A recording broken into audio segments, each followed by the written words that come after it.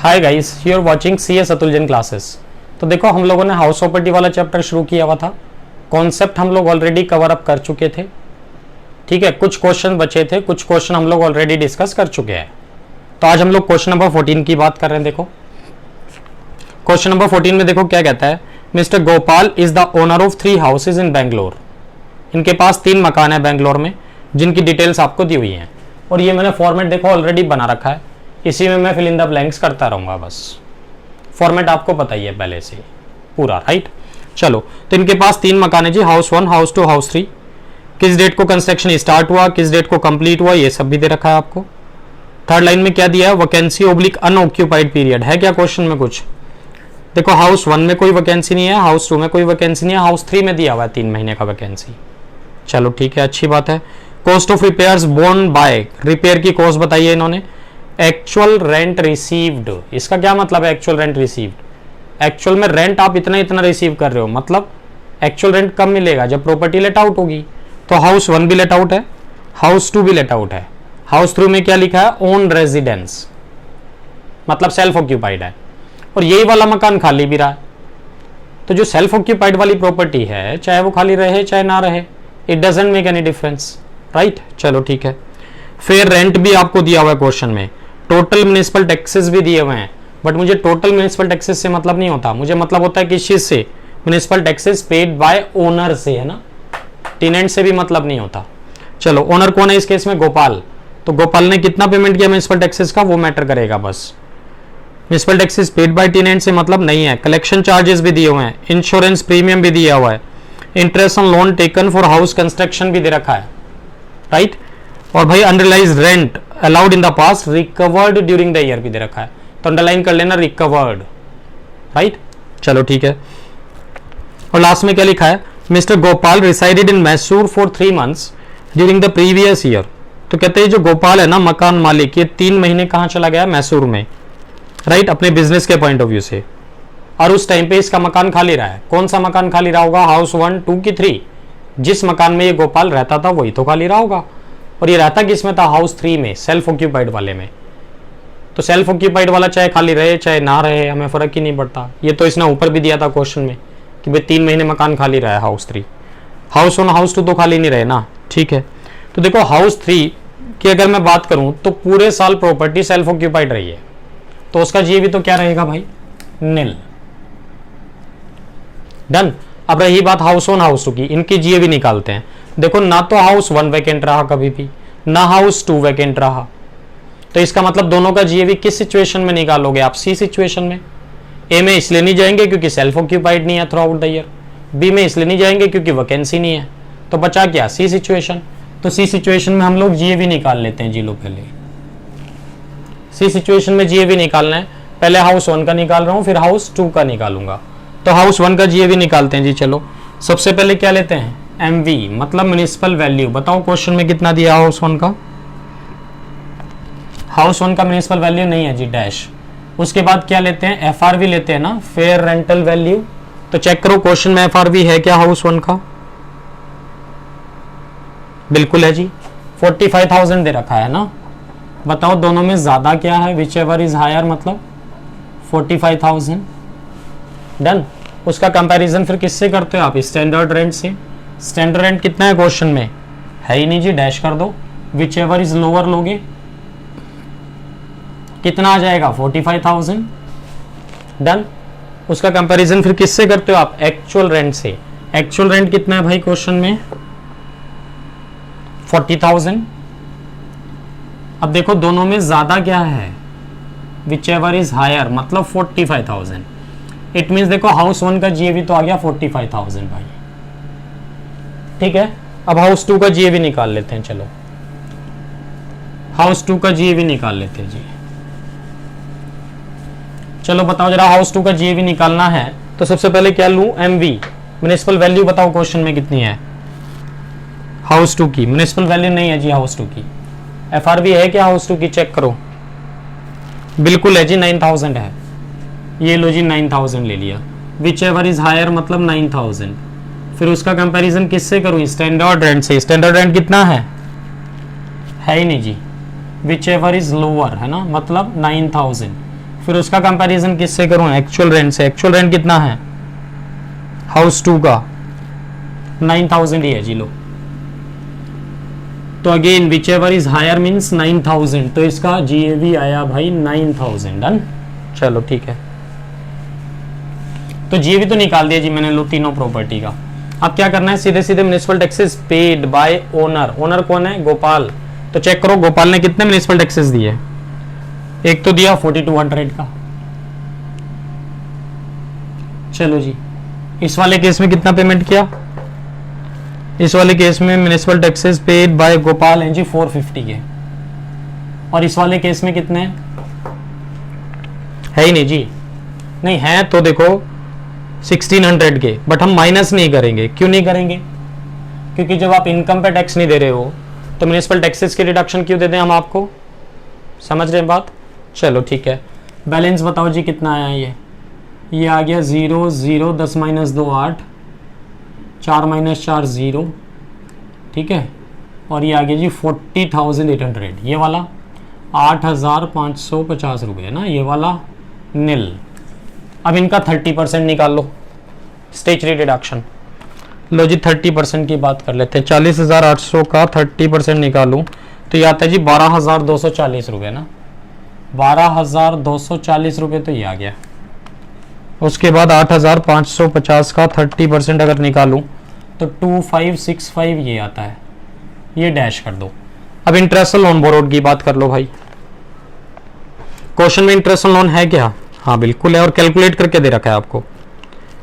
कुछ नहीं बताया तो प्री कंस्ट्रक्शन का मान के चलो, पोस्ट कंस्ट्रक्शन का मान के चलते हैं, कुछ ना दिया हो तो। डन। और इंटरेस्ट है कितना देखो, interest on loan taken for house construction दे रखा है ना, ठीक है। कितना कितना है भाई, 20,000 ये वाला है, 3,000 ये वाला है, और 16,000 ये वाला है। डन। चलो ठीक है जी। और देखो ये दोनों प्रॉपर्टी तो है लेट आउट, कैसे पता लगा, क्योंकि जीएवी निकाली है हमने। ये वाला सेल्फ ऑक्यूपाइड है, कैसे पता लगा, जीएवी नील है। सेल्फ ऑक्यूपाइड को जीएवी हमेशा नील होता है ना, ठीक है। चलो तो अब एक बात बताओ, जब ये प्रॉपर्टी सेल्फ ऑक्यूपाइड है तो यहाँ तो इंटरेस्ट ऑन लोन बोरोड के लिए आप मैक्सिमम लिमिट लगाओगे, और मैक्सिमम लिमिट कितनी होती थी, या तो 2 लाख या 30,000, दो कंडीशन होती थी, या तो 2 लाख या 30,000। तब यहां बताओ कौन सी लिमिट लगाऊं, 2 लाख या 30,000। 2 लाख कब था, जब लोन 1499 के बाद का हो। इसने बताया क्या कब का है, हाउस 3 के लिए। देखो हाउस 3 में इसने लिखा है कंस्ट्रक्शन स्टार्टेड ऑन 1 जुलाई 77, और कंस्ट्रक्शन कंप्लीट कब हुआ, 31 दिसंबर 77 को। तो 99 से पहले ही कंस्ट्रक्शन कंप्लीट हो गया। तो इसका मतलब लोन भी कब लिया होगा आपने, ऑब्वियस सी बात है 99 से पहले का लोन चला रहा होगा। मकान बनने के बाद थोड़ी लोन लोगे आप। डन। तो मीन्स मैक्सिमम लिमिट कितनी लगाऊं मैं यहाँ, 30,000। और ये तो देखो 30,000 से कम है ना, 16,000, तो डिडक्शन 16,000 की ही मिलेगी आपको। डन। ठीक है जी, 16,000 की ही डिडक्शन मिलेगी आपको। चलो ठीक है। अब नील माइनस 16,000 करो तो कितना आ गया, 16,000, और नेगेटिव वो भी है ना। इसकी अगर मैं बात करूं तो बैलेंस निकालो जी, कितना आता है, 8,550 में से ना माइनस कर लो 2565 माइनस 3,000, ये आते जी 2985 है ना, ये लो प्लस का यार। इसकी बात कर लो जी, 40,800 माइनस 12,240 माइनस 20,000, ये आएगा 8,560 रुपये। क्लियर है मेरी बात। तो ये 8,560 प्लस का है, माइनस का है, प्लस का है, ये भी प्लस का है, ये माइनस का है। तो अगर मुझे इनकम निकालनी हो करंट ईयर की हाउस प्रॉपर्टी की, तो कैसे निकालूं भाई। HP1 की इनकम तो आई हमारी कितनी, HP1 की इनकम तो आई 8,560 रुपये। HP2 की इनकम आई कितनी, 2985, ठीक है जी। और HP3 की इनकम आई कितनी, 16,000 नेगेटिव, लॉस है मतलब है ना। तो ये नेगेटिव है, ये दोनों पॉजिटिव है। नेट इफेक्ट निकाल लो क्या आता है। तो भैया 16,000 से अगर मैं माइनस कर दूं, एक तो 2985 -8560, ये आएगा आपका 4455, 4455 ये आया। 8 और 2 10, और वो भी कौन सा आया होगा, नेगेटिव आया होगा। ठीक है, चलो जी क्वेश्चन में देखो कुछ और भी है क्या। हाँ, सबसे लास्ट में ना देखो बॉक्स में एक बात लिखी है, unrealise rent allowed in the past recover during the year. तो अनरियलाइज रेंट की बात हो रही है, पास्ट में अलाउड हो गया था मतलब डिडक्शन मिल गई थी, इस साल तो ये रेंट रिकवर हुआ है, रियलाइज हुआ है, तो इसमें ये और प्लस करो, unrealise rent recovered during the year. कितना है जी, 20,000 का है। और इसमें मैंने एक बात और बताई थी आपको कि अगर कोई डिडक्शन आपकी रह गई थी ना पास्ट में लेने से, तो वो आप बाद में ले सकते हैं। तो माइनस करते थे इसमें क्या, deduction not availed till date, कितना है, कुछ भी नहीं है जी, डैश कर दिया 20,000, डन। उसमें से क्या करते थे हम, माइनस स्टेचरी डिडक्शन लेते थे, fix deduction, statutory deduction at the rate of 30% की है ना। तो 20,000 का 30% कितना है, 6,000, तो 6,000 रुपए की फिक्स डिडक्शन मिल गई आपको, तो कितना बचा, 14,000 रुपए। ये 14,000 तो प्लस का है ना भाई, तो 14,000 प्लस के हैं और 4455 माइनस के हैं। 14,000 माइनस 4455, ये आएगा आपका 9,545 रुपये आंसर आता है, 9,545 रुपये। चेक कर लेते हैं जी एक बार, 9,545, बिल्कुल जी 9,545 ये आंसर आपका बिल्कुल एक्यूरेटली आ रहा है। ठीक है, और ये जो क्वेश्चन है ना, चाहे असेसमेंट ईयर 19-20 के हिसाब से करो, चाहे 20-21 के हिसाब से करो, मतलब चाहे बीकॉम वाले करें चाहे सीएस वाले करें, दोनों के हिसाब से सोल्यूशन सेम बनना है, क्योंकि बेचारा एक ही प्रॉपर्टी को तो सेल्फ ऑक्यूपाइड ट्रीट कर रहा है, दो को थोड़ी कर रहा है। तो चेंज कब आएगा, जब दो प्रॉपर्टी को सेल्फ ऑक्यूपाइड ट्रीट करोगे। मतलब 1920 में आप दो प्रॉपर्टी को सेल्फ ऑक्यूपाइड ट्रीट नहीं कर सकते, बट 2021 में आप दो प्रॉपर्टी को सेल्फ ऑक्यूपाइड ट्रीट कर सकते हैं, ये डिफरेंस है।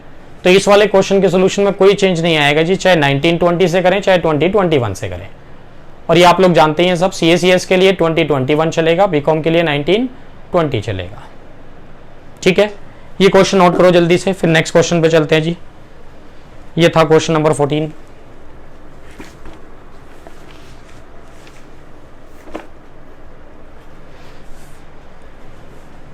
ठीक है जी, यहां तक नोट कर लिया सबने, रब कर दो इसको।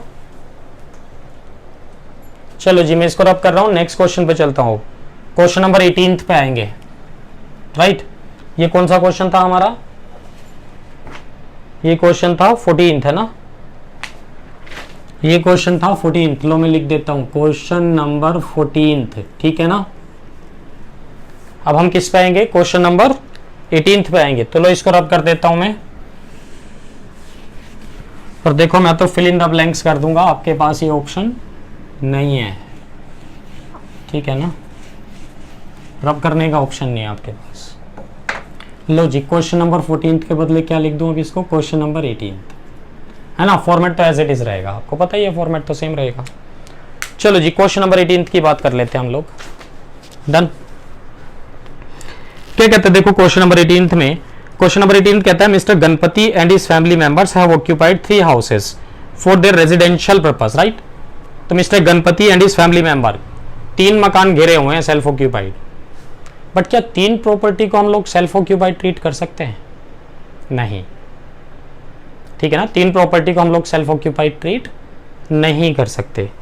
कितने को ट्रीट कर सकते हैं, तो देखो अगर असेसमेंट ईयर 19-20 की बात करूं तो सिर्फ एक को सेल्फ ऑक्यूपाइड ट्रीट कर सकते हैं, 20-21 की बात करूं तो 2 को सेल्फ ऑक्यूपाइड ट्रीट कर सकते हैं। समझ रहे ना बात मेरी। तो मैं अभी असेसमेंट ईयर 1920 की बात कर रहा हूं, फिर इसी क्वेश्चन को कैसे सोल्व करूंगा, 2021 से। तो अभी मैं इस क्वेश्चन में सिर्फ किसकी बात कर रहा हूं भाई, बीकॉम की, सीएस की बात कर ही नहीं रहा हूं। सीएस में चेंज आ जाएगा अब, क्योंकि वो तो तीनों मकान को सेल्फ ऑक्यूपाइड ट्रीट किए बैठा है। तो 19-20 में मैं सिर्फ एक को सेल्फ ऑक्यूपाइड ट्रीट करूंगा और 20-21 में 2 को। क्लियर है ना, डन। ठीक है जी, ठीक है। और टेबल के बाद देखो जस्ट बाद इन्होंने ये भी कहा है कि मिस्टर गणपति ने ना लोन भी लिया हुआ है मकान 3 के लिए, ठीक है, उसके इंटरेस्ट की भी बात करनी है। तो ठीक है, वैसे तो ये तीनों प्रॉपर्टी को सेल्फ ऑक्यूपाइड ट्रीट कर रहा है, और मैं अभी असेसमेंट ईयर किसकी बात कर रहा हूँ, देखो 19-20 की, मतलब बीकॉम के पॉइंट ऑफ व्यू से बात कर रहा हूँ। तो बीकॉम में तो आप सिर्फ एक प्रॉपर्टी को सेल्फ ऑक्यूपाइड ट्रीट कर सकते हो। अब हमारे सामने प्रॉब्लम ये है कि हम इस किस प्रॉपर्टी को सेल्फ ऑक्यूपाइड ट्रीट करें। ठीक है, तो इन द फर्स्ट इंस्टेंस तो मैं क्या मान के चल रहा हूं, all the 3 properties are deemed let out. किसी को भी सेल्फ ऑक्यूपाइड मान के नहीं चल रहा हूं मैं, तीनों को क्या मान के चल रहा हूं, तीनों ही डीम्ड लेट आउट है, और तीनों का जीएवी निकाल रहा हूं। चलो निकालते हैं जी। अगर डीम्ड लेट आउट मान के चलोगे तो जीएवी किस सिचुएशन में निकालोगे, ए में, बी में कि सी में? सी में निकालोगे। चलो ठीक है, तो सी सिचुएशन में जीएवी निकालते हैं। चलो हाउस 1 का जीएवी निकलवाओ मेरा। एमवी कितना है 16,000, एफआरवी कितना है 36,000, दोनों में ज्यादा क्या है 36,000। फिर उसका कंपैरिजन एसआर से, एसआर मतलब स्टैंडर्ड रेंट कितना है 30,000। बताओ दोनों में कम क्या है 30,000 है ना, तो ये 30,000 ही क्या बन गया भाई हमारा जीएवी। समझ गए ना, एक्चुअल रेंट तो है ही नहीं, ना हो सकता, क्योंकि प्रॉपर्टी क्या है सेल्फ ऑक्यूपाइड है ना तीनों। तो वैसे ही मैं तो इसको डीम्ड लेट आउट मान के चल रहा हूं, एक्चुअल में लेट आउट तो है नहीं जो एक्चुअल रेंट होगा। चलो ठीक है, अब इसी तरह से क्वेश्चन 2 में आ जाओ जी। हाउस प्रॉपर्टी 2 में निकलवाओ इसका भी जीएवी कितना है, निकालो जी जीएवी। एमवी बताओ हाउस 2 का कितना है, एमवी भाई 30,000। एफआरवी बताओ, एमवी एफआरवी है 45,000, दोनों में ज्यादा क्या है 45,000 है ना। फिर इसका कंपैरिजन एसआर से, एसआर कितना है भाई 36,000, दोनों में कम क्या है 36,000, तो जीएवी कितना आ गया 36,000 आ गया, 36,000 है ना। हाउस 3 की बात करो जी। चलो जीएवी निकलवाओ, ये लो जीएवी निकलवाओ जी हाउस 3 का। हाउस 3 में बताओ एमवी कितना है 45,000, एफआरवी बताओ, एफआरवी है 55,000, दोनों में ज्यादा क्या है 55,000। स्टैंडर्ड रेंट कितना है 60,000, दोनों में कम क्या है 55,000, तो 55,000 क्या आ गया अब हमारा जीएवी आ गया जी। क्लियर है मेरी बात, ये लो डन। तो लो जी जीएवी तो हमने निकाल लिया। अब क्या करना है, म्युनिसिपल टैक्सेस देखो है क्या क्वेश्चन में, बिल्कुल है म्युनिसिपल टैक्सेस पेड। H1 के कितने हैं भाई 2400 रुपए, H2 के बताओ कितने हैं 3,000 रुपए 3,000। H3 के बताओ कितने हैं, H3 के हैं 5,400। ठीक है जी डन। ये म्युनिसिपल टैक्सेस माइनस कर दो यहां से, कितना बचेगा, ये बचेगा 49,600। डन। 55 माइनस 5 50, ठीक है 49,600। ये कितना आएगा 33,000। ये कितना आएगा 30 माइनस 2 28, 27,600 रुपये। क्लियर है बात यहाँ तक। अब क्या करना है, मुझे स्टेचरी डिडक्शन देनी है 30% की, तो 27,600 का अगर मैं 30% निकालूं भाई तो ये आता है 8280। इसका कितना आएगा 30% 9,900। इसका निकालो 30% 49,600 माइनस इसका 30% अगर निकालूं मैं तो आता है जी 14,880 रुपीज़ है ना, 14,880। चलो नेक्स्ट पे आ जाओ। इंटरेस्ट लोन है क्या क्वेश्चन में, प्री या पोस्ट कुछ? बिल्कुल जी इंटरेस्ट लोन भी दिया हुआ है आपको। ठीक है, इंटरेस्ट लोन की अगर मैं बात करूं देखो तो कितना दिया हुआ है आपको।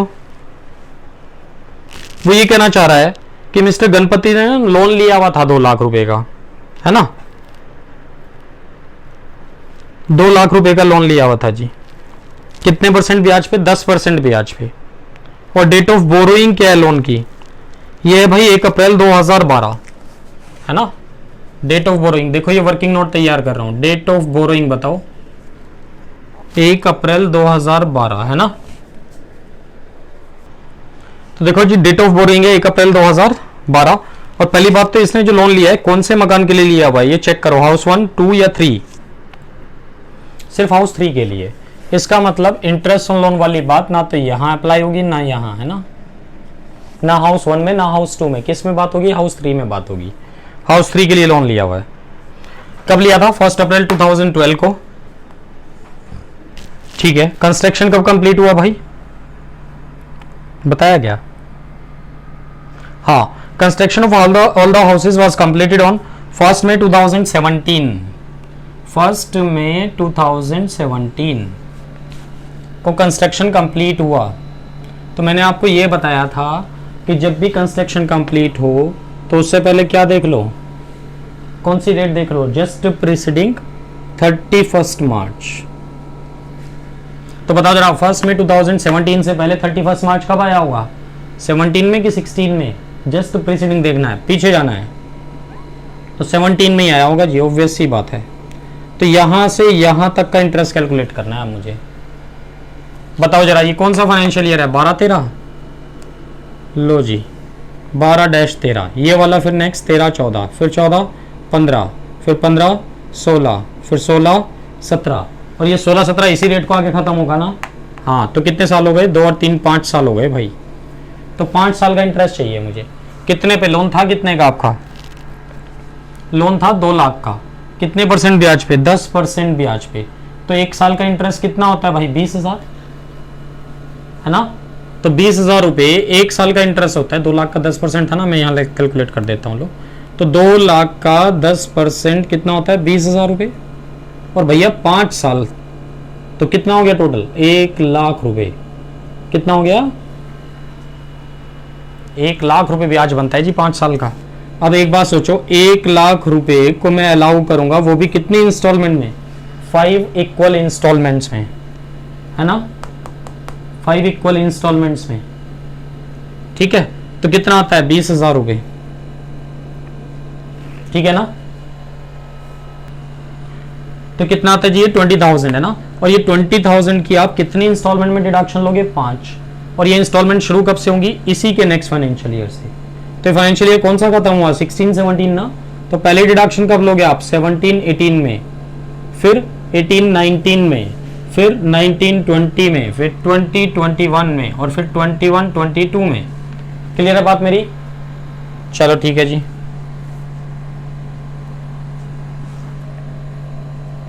ठीक है, तो भाई हमारा फाइनेंशियल ईयर तो क्या है, असेसमेंट ईयर 19-20 है ना। तो फाइनेंशियल ईयर तो क्या है, 18-19। तो 18-19 में डिडक्शन मिलेगी कि नहीं मिलेगी, 20,000 की, बिल्कुल मिलेगी। तो ये इंटरेस्ट कौन से वाला है, प्री कंस्ट्रक्शन वाला है, पोस्ट वाला है? ये प्री वाला है। ये इंटरेस्ट कौन से वाला है, प्री वाला है। देखो मैंने इनर कॉलम में लिख दिया इसको। ठीक है, और रही पोस्ट कंस्ट्रक्शन पीरियड के इंटरेस्ट की बात, तो उसमें तो करंट ईयर का इंटरेस्ट आता है। करंट ईयर में आपने कितना इंटरेस्ट दिया। तो हमारा फाइनेंशियल ईयर क्या है, देखो असेसमेंट ईयर अगर मैं 19-20 लेके चल रहा हूं तो फाइनेंशियल ईयर तो 18-19 है। तो 18-19 में आपने कितना इंटरेस्ट दिया होगा, चेक करो। 18-19 में लोन आउटस्टैंडिंग था कि नहीं था? 18-19 में लोन आउटस्टैंडिंग था जी। तो मतलब 18-19 में भी लोन का रीपेमेंट नहीं हुआ, तो पूरे साल का इंटरेस्ट बनता है कि नहीं बनता है? तो पूरे साल का इंटरेस्ट कितना बनेगा, निकाल लो आप। 2 लाख का 10% कितना आता है, 20,000 ही आएगा वो भी। तो 20 + 20 कितना हो गया, 40,000 रुपये। ठीक है ना। तो इंटरेस्ट कितना बना, 40,000 रुपये हाउस 3 में। ये भी माइनस कर देंगे जी, चलो अच्छी बात है, गुड। अब इसको माइनस कर लो, बैलेंस निकाल दो, कितना कितना आ रहा है ये,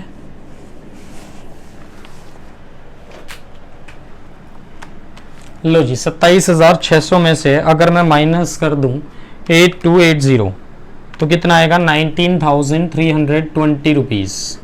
ये वाला बता दो।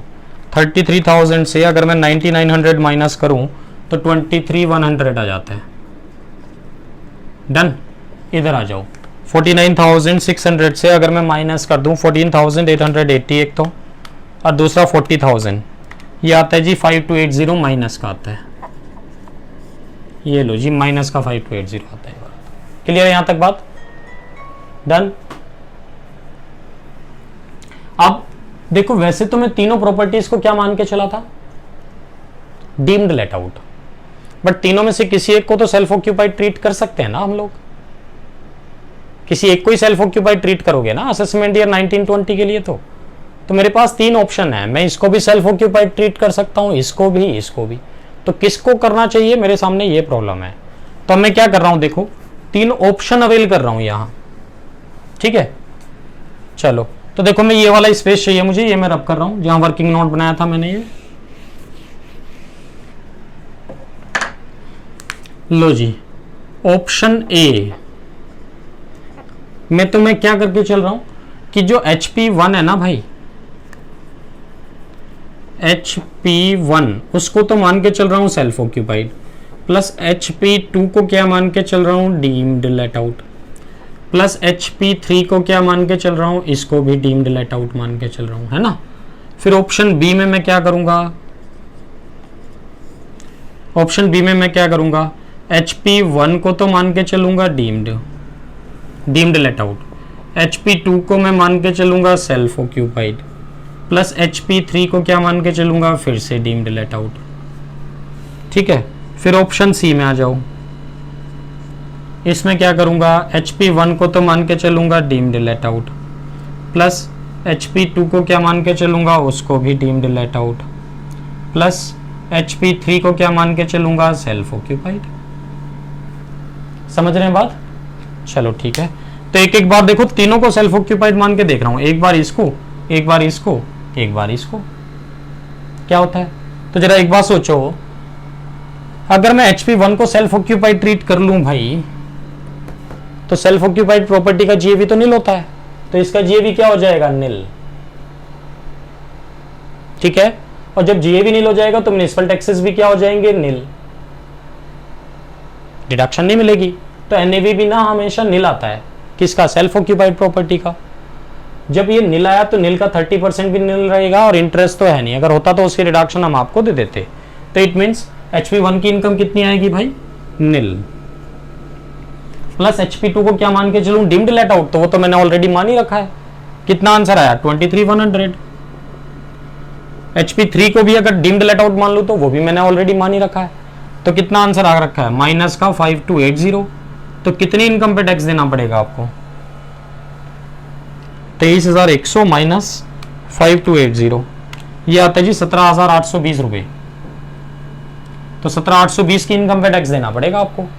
चलो सेकंड सिचुएशन में अगर मैं हूं ऑप्शन बी में, ऑप्शन बी क्या कहता है कि भाई H1 को तो मान लो डीम्ड लेट आउट, तो वो तो मैंने मान ही रखा भाई, ये रहा लो। कितनी इनकम आती है, 19,320।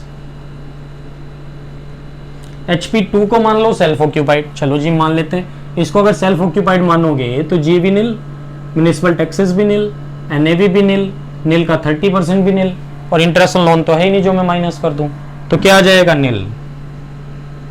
प्लस HP3 को अगर मैं डीम्ड लेट आउट मान लूं तो वो तो मैंने मान ही रखा है भाई। कितना आंसर आ रखा है, माइनस का 5280। तो कितनी इनकम पे टैक्स देना पड़ेगा आपको, 19,320 माइनस 5280, ये आता है जी 14,040 रुपए। समझ गए बात यहां तक। अब ऑप्शन सी में आते हैं। ऑप्शन सी क्या कहता है, अगर HP1 को तो डीम्ड मान लूं, वो तो मैंने मान ही रखा है ऑलरेडी, 19,320, प्लस HP2 को भी डीम्ड मान लूं, तो ये रहा HP2 डीम्ड लेट आउट। कितना मान लूं इनकम, ये मान ही रखा मैंने, 23,100 इनकम आ रही है, प्लस HP3 को क्या ट्रीट कर लूं, सेल्फ ऑक्यूपाइड।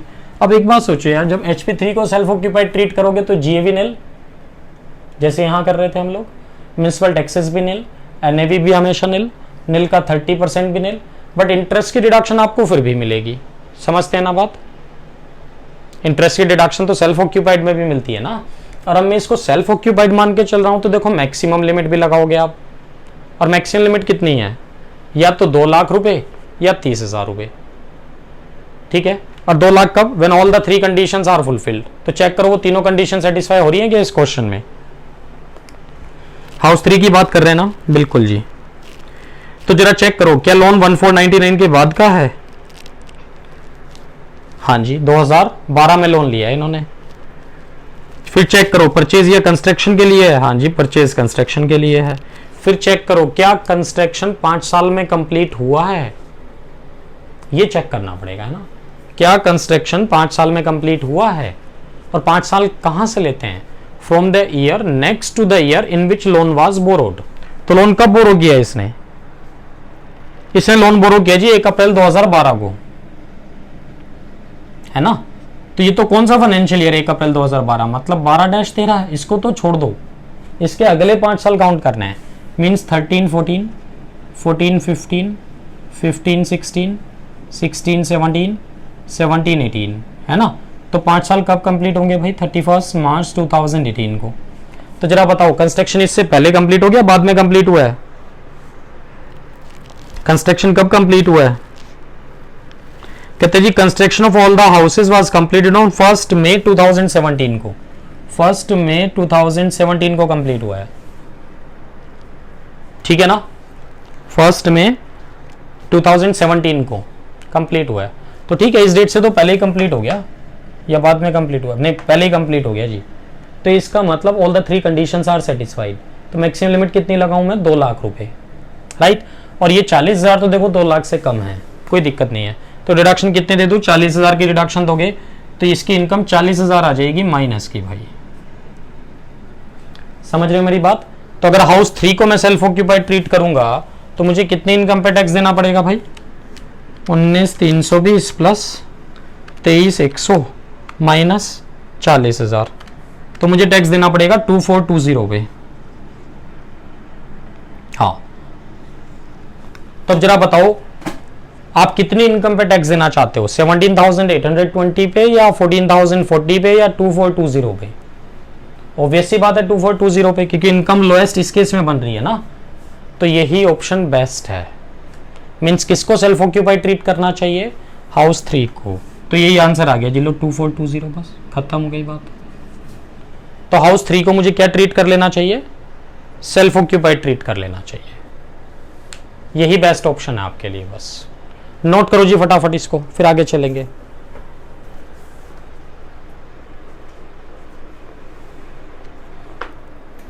डन, ठीक है।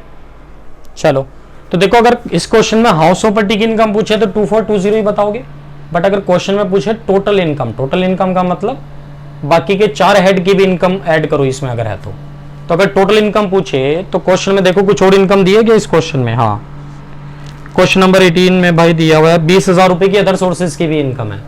तो मैं इसमें क्या करूंगा? 20,000 रुपए अदर सोर्सेज के अगर और जोड़ दूं तो भैया कितना हो जाएगा? ये हमारा 22,420 रुपए आंसर आ जाएगा बस। टोटल इनकम, टोटल इनकम पूछे तो क्या बताना है? 22,420। और हाउस प्रॉपर्टी की इनकम पूछे तो कितना बताना है? 2,420। क्लियर है मेरी बात यहां तक? डन, नोट कर लिया सबने? रब कर दो इसको। ठीक है जी, ये सबने नोट कर लिया क्वेश्चन। तो देखो जो सॉल्यूशन है ये हम लोगों ने डिस्कस किया है असेसमेंट ईयर 1920 के according.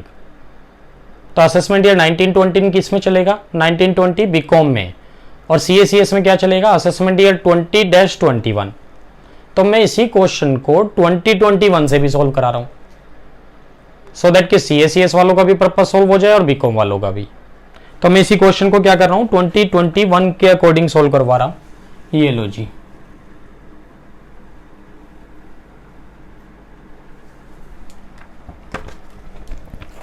For the relevant assessment year 2020-21। तो किसका हो जाएगा? CA-CS वालों का। डन। और देखो वैसे तो ये तीनों प्रॉपर्टीज को सेल्फ ऑक्यूपाइड ट्रीट कर रहा था, बट क्या तीनों को सेल्फ ऑक्यूपाइड ट्रीट कर सकते हैं असेसमेंट ईयर 2021 में? नहीं। तो 2021 में आप 2 प्रॉपर्टी को सेल्फ ऑक्यूपाइड ट्रीट कर सकते हैं। 1920 में सिर्फ 1 को कर सकते थे और 2021 में आप 2 को कर सकते हैं। अब अगेन क्वेश्चन तो वही राइज होगा कि भैया कौन सी 2 प्रॉपर्टी को सेल्फ ऑक्यूपाइड ट्रीट करूं और किसको डीम्ड लेट आउट ट्रीट करूं? क्वेश्चन अभी भी मेरे सामने वही है। तो इन द फर्स्ट इंस्टेंस तो क्या मान के चलना है मुझे कि all the 3 properties are deemed let out, फिर वो 3 ऑप्शन अवेल करेंगे। तो all the 3 properties are deemed let out मतलब तो वही वाला क्वेश्चन का सोल्यूशन बनेगा जी पूरा। ये लो, ये लो, तीनों प्रॉपर्टी को डीम्ड लेट आउट मान के चल रहा हूं, तीनों का जीए भी लिया, ये कैलकुलेशन की, तो ये इनकम निकाल दी मैंने, है ना। अब क्या करूं? अब देखो ऑप्शन इसमें भी अवेल करनी पड़ेंगी हमें। तो लो जी, ऑप्शन की बात चेंज हो जाएगी बस। यहां ये लो, ऑप्शन चेंज कर देता हूं आपकी, और कुछ चेंज नहीं होने वाला है। चलो जी, तो देखो 3 ऑप्शन चेंज होंगी। ऑप्शन ए में तो मैं क्या मान के चल रहा हूं कि भाई जो HP1 है ना, ये तो है सेल्फ ऑक्यूपाइड, प्लस HP2 जो है ना वो है डीम्ड लेट आउट। ये चलो ये भी सेल्फ ऑक्यूपाइड ट्रीट कर लेता हूं, है ना। प्लस जो HP3 है ना, इसको क्या मान के चल रहा हूं, डीम्ड लेट आउट है ना, क्लियर है। HP1 को अगर सेल्फ ऑक्यूपाइड मान के चलूंगा मैं, तो ये भी नील, ये भी नील, ये भी नील, ये भी नील, समझते हैं ना, और इंटरेस्ट ऑन लोन तो है नहीं, तो इनकम कितनी आएगी, नील। प्लस HP2 को भी सेल्फ मान के चलूंगा तो इंटरेस्ट तो है नहीं, मतलब अगेन नील। प्लस HP3 को अगर डीम लेट आउट मान के चलूं तो वो तो मैंने ऑलरेडी मान ही रखा है, तो इनकम कितनी आएगी, 5280। इसको थोड़ा सा इधर लिख दूं, कभी आप कंफ्यूज हो जाओ, नील प्लस ये भी नील, प्लस HP3 की इनकम कितनी है भाई, 5280 नेगेटिव में, तो आंसर कितना आ गया, 5280 नेगेटिव में, मतलब लॉस आ गया, इनकम नहीं आई। चलो ऑप्शन बी की बात करूं तो ऑप्शन बी में मैं चल रहा हूं जी, लो HP1 को तो क्या मान के चल रहा हूं मैं अब, deemed let out, plus HP2 को क्या मान के चल रहा हूं, सेल्फ ऑक्यूपाइड, प्लस HP3 को भी क्या मान के चल रहा हूं, सेल्फ ऑक्यूपाइड, है ना। चलो HP1 को अगर मैं डीम्ड लेट आउट मानूं, दो को तो सेल्फ ऑक्यूपाइड ट्रीट कर सकते हैं ना भाई, HP1 को अगर डीम्ड लेट आउट मानूं तो वो तो मैंने ट्रीट कर ही रखा है, इनकम कितनी आएगी, 19,320। प्लस HP2 को सेल्फ ऑक्यूपाइड मान लूं तो नील, प्लस HP3 को भी अगर मैं सेल्फ ऑक्यूपाइड मान लूं तो, उसको अगर सेल्फ ऑक्यूपाइड मानोगे ना तो ये सब तो नील हो जाएगा, बट इंटरेस्ट की रिडक्शन तो आपको फिर भी मिलेगी, ठीक है। और इंटरेस्ट की रिडक्शन जो दोगे आप, यहां मैक्सिमम लिमिट कितना अप्लाई करोगे, क्या वो कंडीशन सेटिस्फाई हुई थी तीनों, बिल्कुल हुई थी, तो मैक्सिमम लिमिट तो 2 लाख चलेगी, और ये तो 2 लाख से कम है 40,000, तो मीन्स कितनी इनकम आएगी, 40,000 आ जाएगी जी नेगेटिव। ये बात समझना, लो स्टार बना दिया। तो अगर इसको सेल्फ ऑक्यूपाइड ट्रीट करोगे तो डिडक्शन आपको पूरे 40,000 की मिलेगी, है ना। तो इनकम कितनी आएगी, नेगेटिव में 40,000 आएगी, क्योंकि ये सब तो नील चलेगा सेल्फ ऑक्यूपाइड मान के चलोगे तो। चलो तो इनकम कितनी आएगी फिर, ये 40,000 नेगेटिव का है जी, 19,320 पॉजिटिव है, तो 40,000 माइनस 19,320, ये आएगा जी आपका 20,680, तो 20,680 रुपये नेगेटिव आ जाएगा, क्लियर है बात। अब चलो थर्ड सिचुएशन में चलता हूँ, ऑप्शन सी में। तो ऑप्शन सी में मैं क्या कर रहा हूँ, देखो इन दोनों को सेल्फ मान लिया मैंने, ठीक है, इसको डिम्ड मान लिया।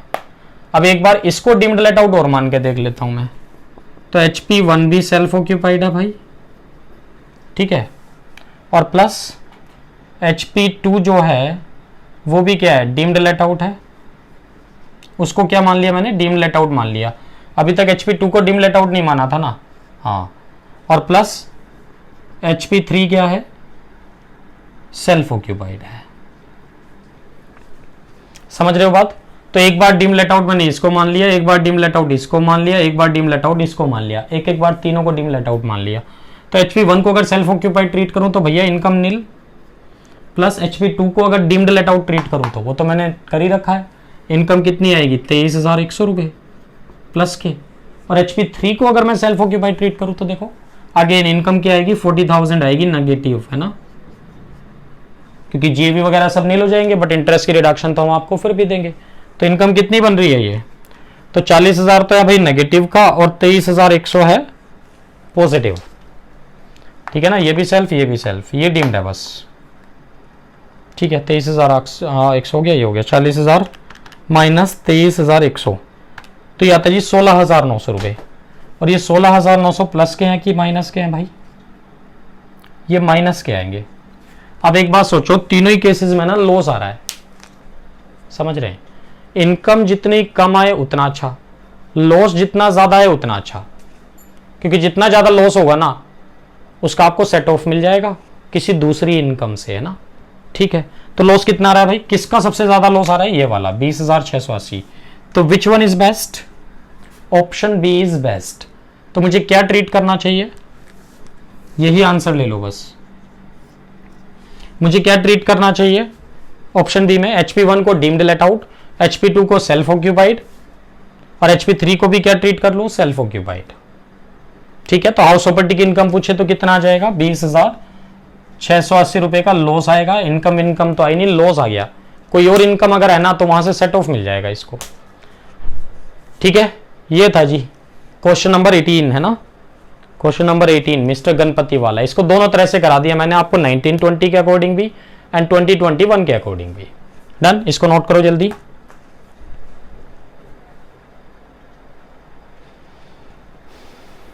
कर लिया जी सबने नोट? चलो ठीक है। तो देखो भाई ऐसा करते हैं, एक क्लास और लगाएंगे क्वेश्चंस की, ठीक है। आज के लिए हम लोग इतना ही रखते हैं। ये वीडियो अगर आपको पसंद आया हो तो इसको लाइक करें और हमारे channel CS Atul Jain classes को सब्सक्राइब करें। Thanks for watching CS Atul Jain classes.